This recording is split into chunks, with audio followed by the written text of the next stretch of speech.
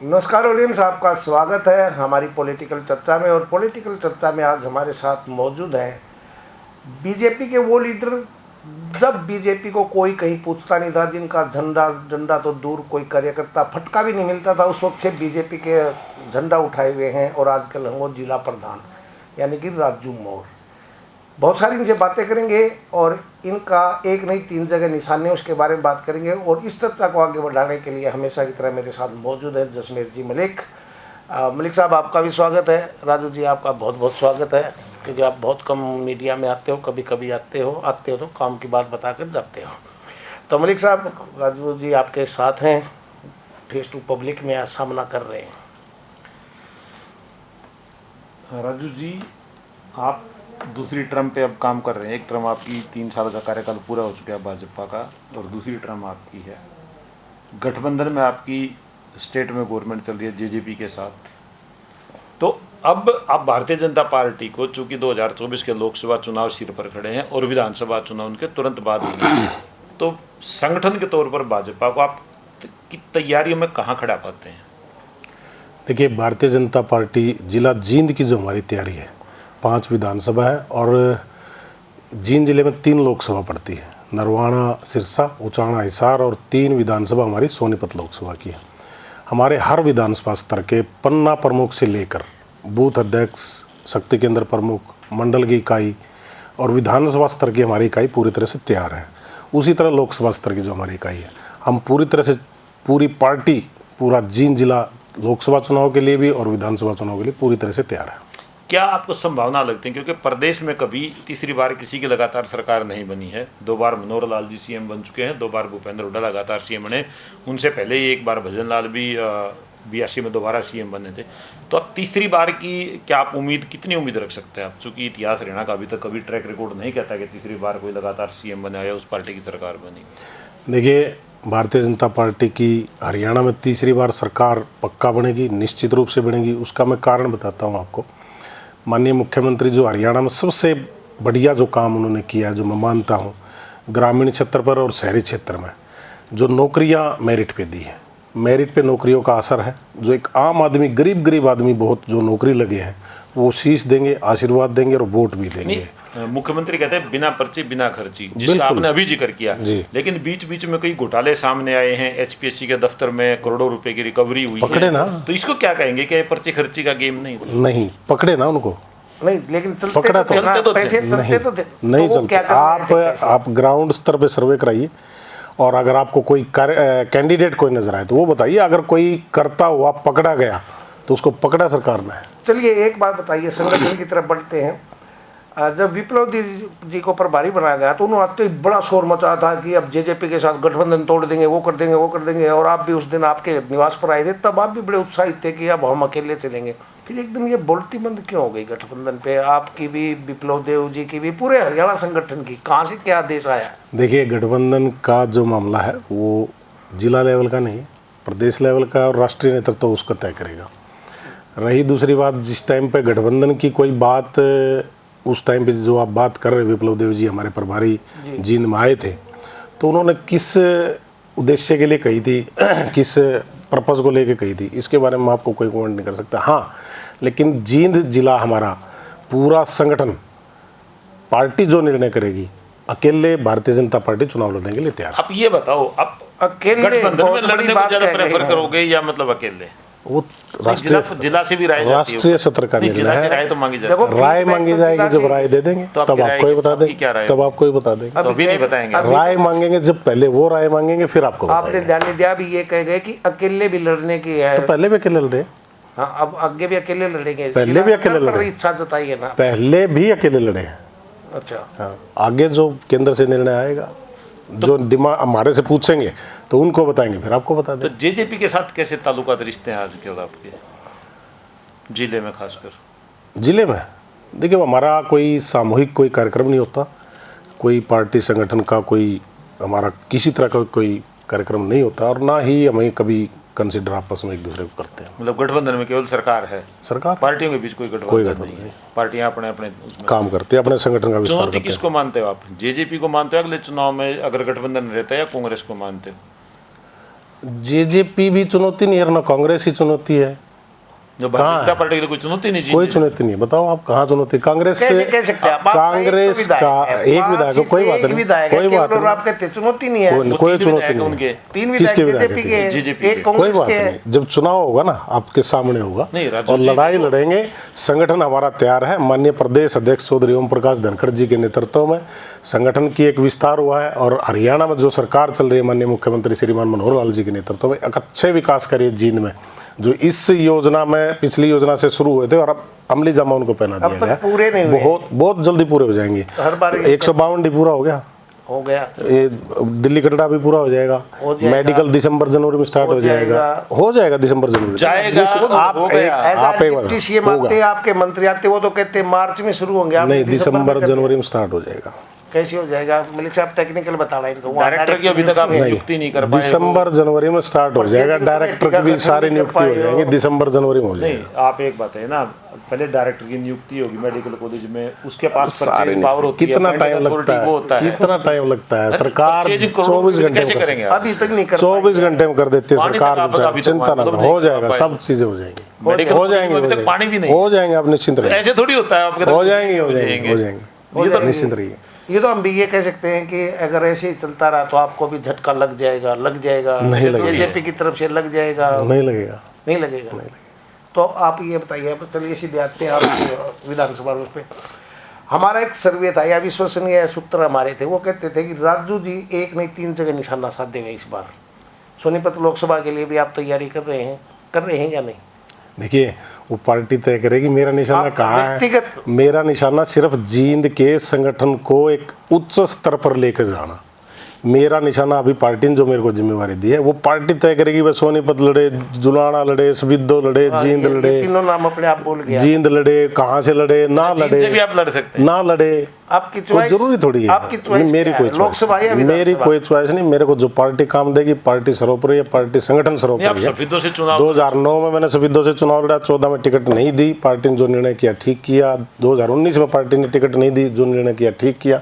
Party के साथ था, पार्टी के साथ हूँ, संगठन के साथ रहूंगा। जो संगठन काम देगा उसी पे एक बात बताइए कि आप संगठन की बार बार दुआई दे रहे हैं, संगठन की बात कर रहे हैं, जब टिकट देने की बारी आती है तो कभी वीरेंद्र सिंह की धर्मपत्नी को मिल जाती है, वो बाहर से आई, कभी डॉक्टर कृष्ण मिड्डा को मिल जाती है, वो इनेलो से आए थे, और बच्चन सिंह आ रही है तो कांग्रेस छोड़कर आए थे, वो आते ही आपकी टिकट लेके 2000 में। तो संगठन कहाँ पे चला जाता है? संगठन का निर्णय कोई न कोई कोई सामूहिक निर्णय होता है, सिंगल इंडिपेंडेंट निर्णय तो है नहीं। सब सोच विचार करके और जो निर्णय लिया जाता है पार्टी का निर्णय सर्वोपरि है और वो सब के लिए। तो ये नहीं मानते कि कहीं ना कहीं संगठन की बलि दी जाती है इस तरह के राजनीतिक अचीवमेंट? कहाँ बलि ली जाती है? आप आज संगठन देखो, वहीं खड़ा है। नहीं, जो कार्यकर्ता है जिनको टिकट नहीं मिली, नहीं करता कि वो चुनाव लड़े, बाहर के लोग आगे लड़े, उनसे पहले उसका मन नहीं करता कार्यकर्ता? मन एक ही है, पार्टी की सेवा करना, पार्टी के लिए काम करना, देश की सेवा करना। प्रधान जी, कल हमें आपके एक बहुत ही वरिष्ठ भाजपा के पुराने नेता, जिस टाइम के आप हो यानी बचपन से, वो मिले थे। उन्होंने कहा कि हमारे जो पुराने कार्यकर्ता ना, वो तो एक तरह से खुड्डे लाइन लग चुके हैं, उनकी कदर ही नहीं है। बोले ये इम्पोर्टेड आते हैं, चुनाव लड़ते हैं, चले जाते हैं, ऐसा ही अब होगा? नहीं, ऐसा नहीं है। जिम्मेवारी मिलती है जो वरिष्ठ साथी। तो बाहर से आए कोई क्यों जिम्मेवारी मिलती है? 2024 में 14 में मानते आपकी मजबूरियां थी, आपके पास बहुत जगह उम्मीदवार नहीं थे। 2014 में, हाँ 14-19 में तो बहुत मजबूत थे, उसके बाद ऐसा कोई विषय नहीं है। पार्टी जो भी निर्णय करती है सोच के निर्णय करती है। ग्राउंड हमारी बात काटने लग जाती है। नहीं, मैंने पूरी बात तो सुनो। नहीं, आपकी बात सुन ली, मैं आपकी भावना समझ गया जो आप कहना चाह रहे हो। भावना समझ रहे हो ना? तो अब आपके कार्यकर्ताओं की भावना समझ रहे, गलत है क्या? आप भी समझ रहे हो और तो मैं भी समझता हूँ। बताओ। 2019 में सफीदों से बच्चन सिंह आर्य कांग्रेस छोड़कर आए, जींद में डॉक्टर कृष्ण मिड्डा इनेलो को छोड़कर आए, और उचाड़ा में प्रेमलता, और नरवाड़ा में कौन आए थे मलिक साहब? संतोष दनोदा। वो तो आपके नहीं, वो भी शायद वीरेंद्र सिंह के कांग्रेस से। तो ये भावना एक कार्यकर्ताओं की क्यों नहीं समझता? आपका संगठन आप जुलाना में छोड़ गया। जुलाना में भी परमेंद्र डोल आए थे, उससे पहले संजीव बुआना आए थे। संजीव बुआना। देखिए, पार्टी का जींद में आपके कार्यकर्ताओं की इतनी दुर्गति क्यों है? उनको टिकट ही नहीं दी जा रही। ऐसा नहीं है, जिम्मेवारी मिलती है। चुनाव लड़ना ही एक उद्देश्य नहीं, चुनाव लड़ना ही एक टारगेट नहीं है। और पार्टी में और बहुत काम है, संगठन के भी काम है, जिम्मेवारियाँ और भी बहुत है, सबको काम दिए जाते हैं। अभी नगर परिषद में पार्टी के कार्यकर्ता को टिकट मिली ना, डॉक्टर राज सैनी को, यानी तो ऐसा छोटे-छोटे कोई जगह विषय नहीं, कार्यकर्ता बड़ी जगह इम्पोर्टेंट नहीं, ऐसा कोई विषय नहीं है। हर कार्यकर्ता को उसके अनुरूप जिम्मेवारी मिलती है, उसके अनुरूप काम मिलता है, धीरे धीरे अभी आपने सब मतलब 2 अक्टूबर एक को अच्छी लाइन पे आएगा। 2 अक्टूबर को वीरेंद्र सिंह ने रैली की, जो भाजपा के वरिष्ठ नेता कहलाते हैं, केंद्रीय मंत्री के पुत्र अभी सांसद है भाजपा के, उन्होंने कहा कि भी जेजेपी को साथ रखेंगे तो हम छोड़ देंगे। जिले में किस तरह की घुटन महसूस कर रहे हैं वीरेंद्र सिंह भारतीय जनता पार्टी में? आपके जिले में है वो? देखिए, चौधरी वीरेंद्र सिंह एक राष्ट्रीय नेता है, उन्होंने रैली की थी, उन्होंने कहा था, कमेंट भी किया है कि भाई जेजेपी अगर साथ रहेगी तो मैं पार्टी में नहीं रहूँगा। ये राष्ट्रीय स्तर का या स्टेट लेवल का मैटर है। डिस्ट्रिक्ट लेवल पे इस तरह के कोई विषय ना तो हमारे सामने आते हैं, क्योंकि चौधरी वीरेंद्र सिंह बहुत पुराने, बहुत आप जिला प्रधान हैं, तो आपसे उन्होंने अपनी घुटन महसूस की कि वो क्या तकलीफ, राजनीतिक देखो, तकलीफ क्या है? हमारे आदरणीय हैं, हमारे बुजुर्ग हैं, वो हमें कोई गाइडलाइन दे, कोई रास्ता दिखाए वो तो होता है, लेकिन उनको क्या घुटन दिखाया तो उन्होंने रास्ता, जेजेपी से तोड़ दो, आप उस रास्ते में सहमत हो उससे? उस रास्ते पे केंद्र निर्णय करेगा, उनकी बात केंद्र ने सुन ली है। आपकी पर्सनल राय क्या हो सकती है? मेरी पर्सनल राय कुछ नहीं, मैं पार्टी के साथ हूँ, पार्टी जो कहेगी, पार्टी पर्सनल राय मांगेगी तब पार्टी को दूंगा, फिर आपको बता दूंगा। मतलब आप हमें बाद में बताओगे सब कुछ? पहले पार्टी को बताऊंगा। नहीं, पार्टी ने आपसे अब तक पूछा नहीं है क्या, आप क्यों हमारा? देखिए, पार्टी ने पूछा नहीं है, पार्टी पहले पूछेगी, फिर उसको सार्वजनिक कर तो देंगे। क्या कारण है कि अभी तक भाजपा ने उनके साथ ऐसा किया कि जाना से तो देर करे, ना रहना तो घर तेरा, ये स्थिति क्यों पैदा हुई? पूरा संगठन अभी एमपी, छत्तीसगढ़, राजस्थान के चुनाव में है और वहाँ चुनाव, वीरेंद्र सिंह के लिए भी टाइम नहीं है। नहीं, टाइम की बात नहीं, आप मेरे को घुमा रहे हो, टाइम की बात नहीं है। कोई विषय जब उठा है तो उस पर जरूर चर्चा होगी, कोई न कोई निर्णय जरूर होगा। अच्छा निर्णय होगा, नहीं होगा तो चौधरी वीरेंद्र सिंह कर लेंगे निर्णय।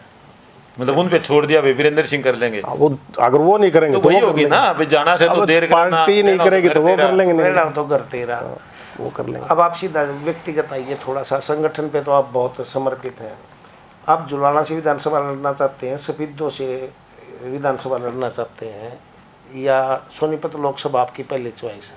देखिए, वो निर्णय पार्टी करेगी, हमारा कुछ मन नहीं होता। मेरे को 14 में सफीदों में तो नहीं दी, मेरा कोई ऐसा विषय थोड़ी था कि नहीं दी तो नहीं दी, 19 में नहीं दी। कह रहा हूँ क्योंकि बीजेपी के लिए जुलाना है खाली स्थान पर। नहीं, बिल्कुल खाली स्थान नहीं है। कौन है वहाँ कैंडिडेट है? एक बात बताइए, क्या भाजपा एक से आगे बढ़ पाएगी?